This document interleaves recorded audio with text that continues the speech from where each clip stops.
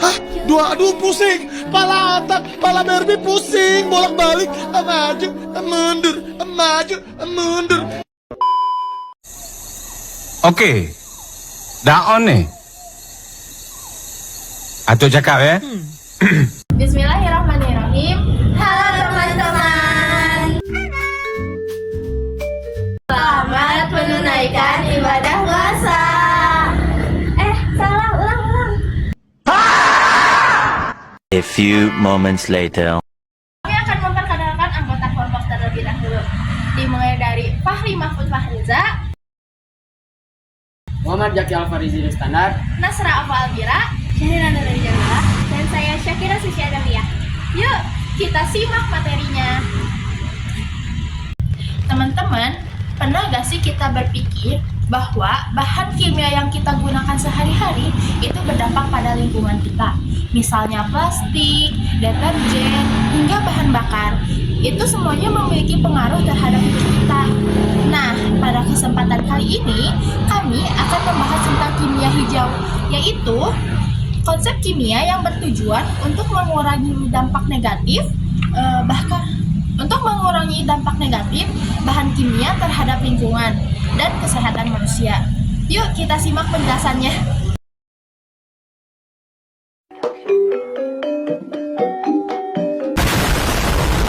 Oke, kita mulai dari pengertian dan tujuannya. Pengertian kimia hijau adalah pendekatan dalam ilmu kimia yang berfokus pada perancangan, pembuatan, dan pemanfaatan produk kimia yang lebih ramah lingkungan. Istilah lain dari kimia hijau yaitu kimia berkelanjutan. Nah, pendekatan ini bertujuan untuk menurunkan dan mengeliminasi dampak negatif zat kimia terhadap lingkungan dengan cara yang lebih efektif, sederhana, dan ekonomis.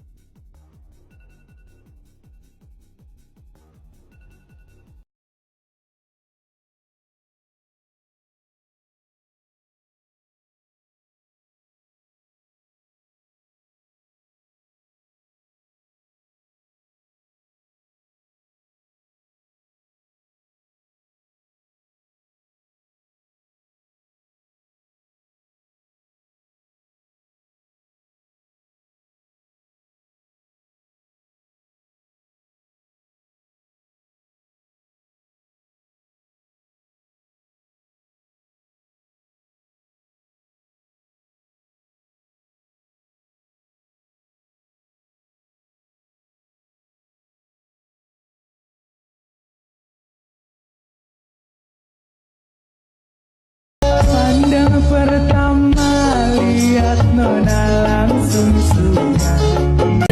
Aku mau membahas tentang prinsip utama kimia hijau. Prinsip utama kimia hijau itu ada 12. Yang pertama, mencegah keborosan. Yang kedua, memaksimalkan efisiensi atom. Yang kedua, merancang sintesis kimia yang kurang berbahaya. Yang keempat, merancang bahan kimia yang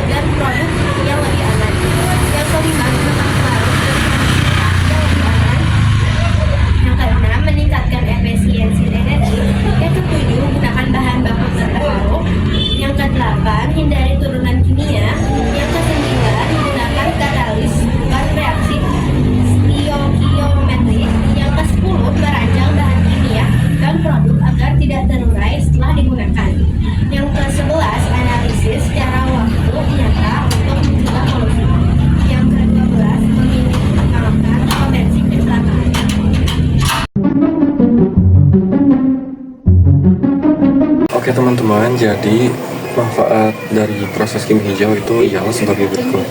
Proses-proses kimia menjadi lebih ekonomis, efisien dalam penggunaan energi, pengurangan terhadap limbah lingkungan, terhadap pencemaran, tempatan komunitas kerja menjadi lebih sehat, dan perlindungan terhadap kesehatan, serta kimia hijau ini menggantikan proses reagen kimia yang dapat mencemarkan lingkungan untuk menjadi solusi atau jawaban agar kita menjaga lingkungan dan mencegah pencemaran lingkungan. にゃ、1、2、3、にゃ、ありがとう。 Penerapan kimia hijau dalam kehidupan sehari-hari. Kimia berkelanjutan dapat diterapkan dalam berbagai aspek, diantaranya yang pertama, pembersih rumah tangga, yang kedua, penggunaan produk pribadi, menggunakan produk yang ramah lingkungan, serta memilih produk yang tidak mengandung mikroplastik. Yang ketiga, ada pertanian organik, menanam tanaman secara organik dan mengurangi penggunaan pestisida serta pupuk kimia. Yang keempat, ada pengelolaan limbah, daur ulang limbah seperti kertas, plastik, dan kaca, serta mengurangi penggunaan kemasan sekali pakai dan beralih ke alternatif yang dapat digunakan kembali atau biodegradable. Dan yang kelima, energi terbarukan, memanfaatkan energi terbarukan seperti panel surya dan turbin angin untuk kebutuhan rumah tangga. Dalil tentang kimia hijau. Kimia hijau berfokus pada pencegahan polusi dan dampak negatif bahan kimia. Al-Quran secara tegas melarang manusia membuat kerusakan, termasuk pencemaran lingkungan. Dalam Quran surat Al-Rum ayat 41 yang berbunyi, telah tampak kerusakan di darat dan di laut disebabkan karena perbuatan tangan manusia. Allah menghendaki agar mereka merasakan sebagian dari akibat perbuatan mereka, agar mereka kembali ke jalan yang benar. Ayat ini memperingatkan terhadap kerusakan ekosistem ilmiah, industri, dan penggunaan bahan kimia yang tidak ramah lingkungan. Selain itu, ada di dalam Quran surat Al-A'raf ayat 56 yang bunyinya, dan janganlah kamu berbuat kerusakan di bumi setelah Allah memperbaikinya. Prinsip kimia hijau adalah mencegah polusi untuk membersihkannya setelah terjadi. Salah satu prinsip kimia hijau adalah efisiensi energi dan penggunaan bahan terbarukan. Islam melarang sikap dalam Quran surat Al-A'raf ayat 31 berbunyi, makan dan minumlah, tetapi jangan berlebihan. Sesungguhnya Allah tidak menyukai orang yang berlebihan. Prinsip ini mendorong penggunaan bahan kimia yang hemat energi, efisien, dan mengurangi limbah, konsep reduce dan reuse. Alam diciptakan dengan keseimbangan yang sempurna. Kimia hijau berusaha mempertahankan keseimbangan ini dengan mencegah zat sintetik berbahaya masuk ke dalam ekosistem. Ayat Al-Quran lainnya membahas hal tersebut. Dan langit telah ditinggikannya dan diciptakan keseimbangan, agar kamu jangan merusak keseimbangan itu. Dan tegakkanlah timbangan itu dengan adil, dan janganlah kamu mengurangi timbangan itu. Quran Surat Ar-Rahman ayat 7-9. Manusia dituntut untuk beraktivitas, termasuk dalam sintesis kimia, tanpa merusak keseimbangan ekosistem atau ekologis.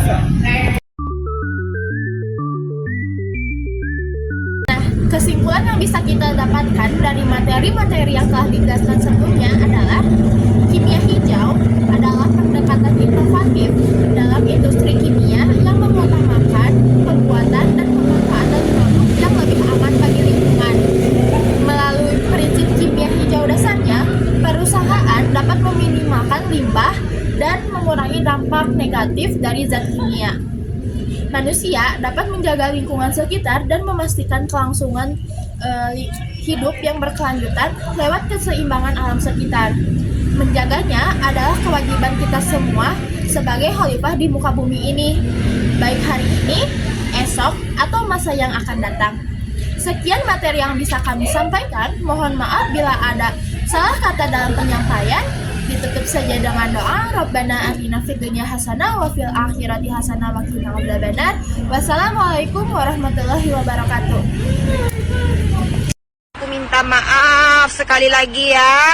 Jujur, walaupun aku tahu itu bukanlah kesalahan yang besar karena aku orangnya suci, polos, lugu, nggak ngerti apa-apa. Perkataan aku nih seolah-olah kayak doa aja untuk kalian. Aku nggak berniat menghina.